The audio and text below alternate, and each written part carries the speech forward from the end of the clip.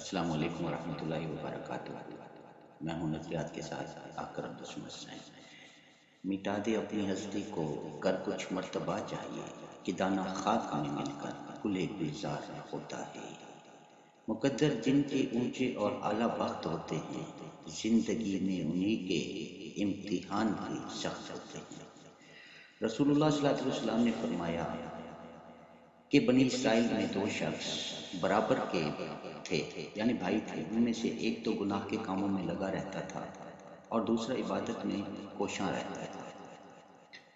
عبادت گزار دوسرے کو برابر گناہ میں لگا رہتا دیکھتا تو اس سے کہتا کہ تو باز رہ۔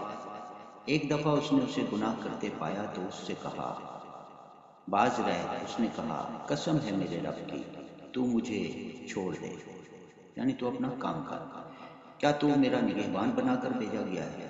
تو اس نے کہا اللہ کی قسم، اللہ تعالیٰ تمہیں کبھی نہیں بخشے گا یا تمہیں جنت میں داخل نہیں کرے گا۔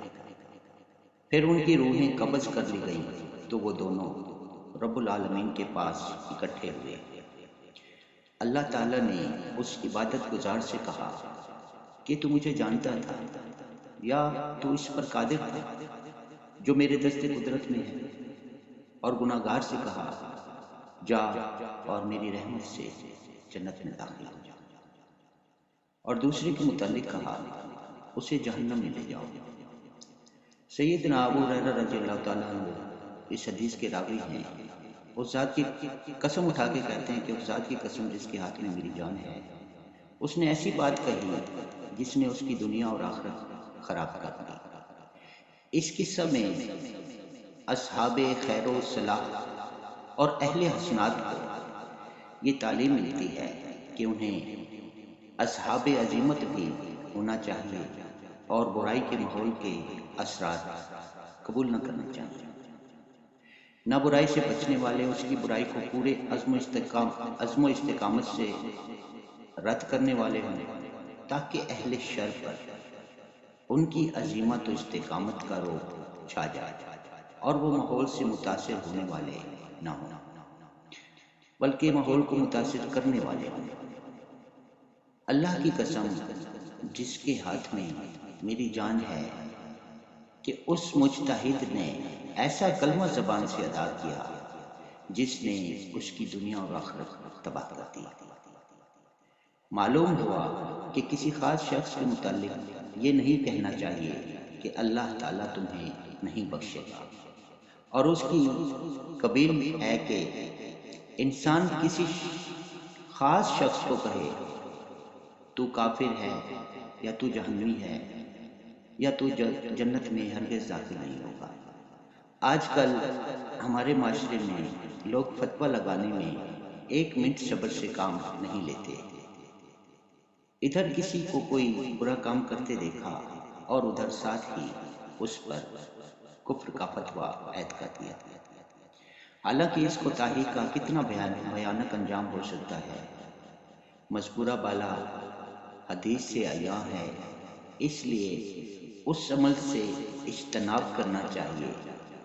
بعض کم عقل نادان لوگ دین کے رکھوالے اور ٹھیکیدار بن کر سادہ لوگ کمزور ایمان والوں کو چکمہ اور دھوکہ دیتے ملتے ہیں کہ جنت فلاں شخص کی ہے، اس لیے اعمال کرنے کی ضرورت نہیں، جبکہ جنت صرف اور صرف رب رحمان کی ملکیت ہے۔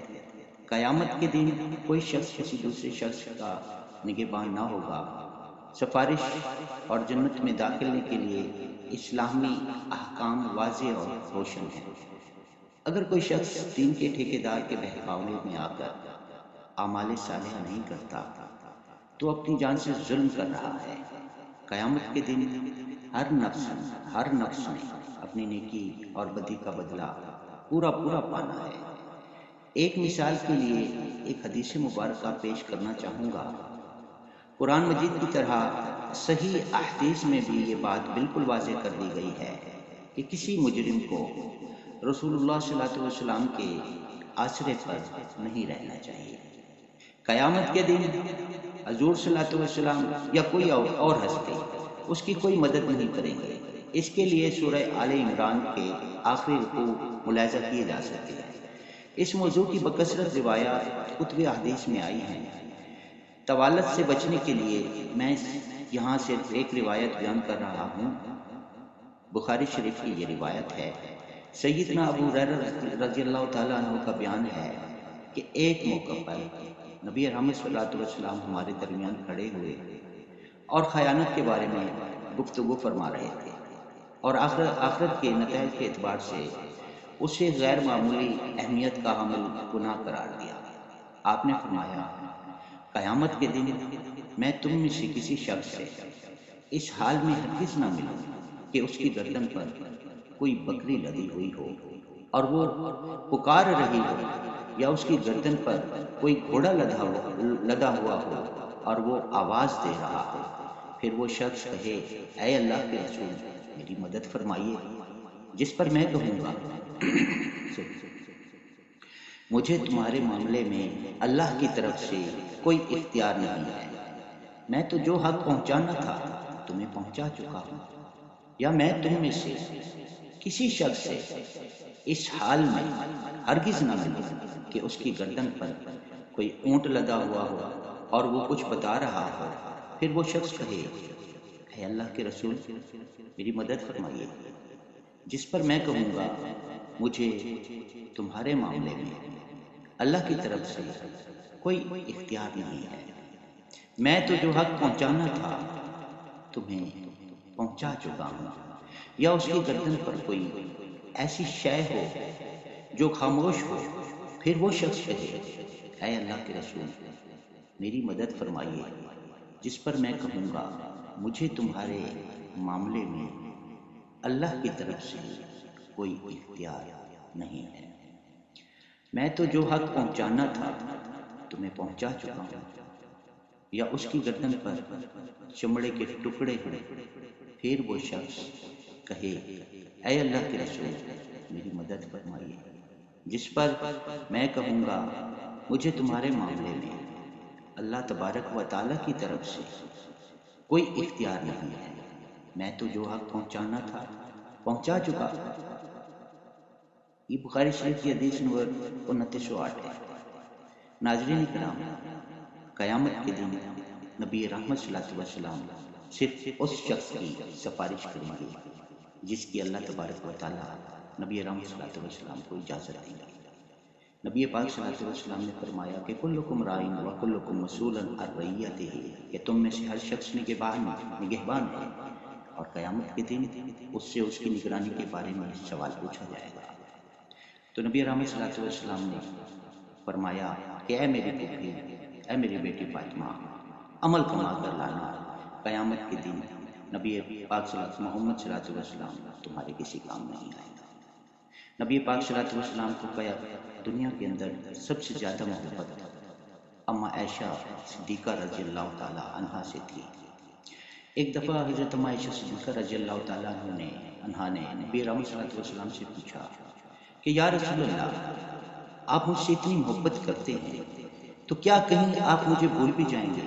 تو نبی پاک صلی اللہ علیہ وسلم نے فرمایا کہ ہاں عائشہ، میں قیامت کے دن جب نامہ اعمال دیا جا رہا ہوگا پل صراط پر تمہیں بھول جاؤں گا۔ تو عزیز دوستو، اس دنیا کے اندر ہم جو کچھ کما کر جائیں گے، آخرت میں ہم نے اس کا پورا حساب لینا ہے، یہاں تک کہ اللہ تبارک و تعالیٰ نے فرمایا کہ میں جو شخص شرک کر کے آئے اس کے علاوہ کسی کو بھی چاہوں گا تو بخش دوں گا۔ جنت صرف رب کی ہے، اگر جنت رب کی نہ ہوتی تو رب کبھی بھی سیدنا آدم علیہ السلام کو جنت سے نہ نکالتے، اور سیدنا آدم علیہ السلام جد امجد ہیں، تمام انسانیت کے باپ ہیں۔ تو اس لیے جب اللہ تبارک و تعالیٰ جناب آدم علیہ السلام کو غلطی کی سزا پر جنت سے نکال کر دنیا میں بھیج سکتے ہیں، تو سوال یہ اٹھتا ہے کہ دنیا کا کون سا ایسا انسان ہے جو قیامت کے دن اللہ تبارک و تعالیٰ کے سامنے کسی کی سفارش کرے گا اور کسی کے گناہوں کا بوجھ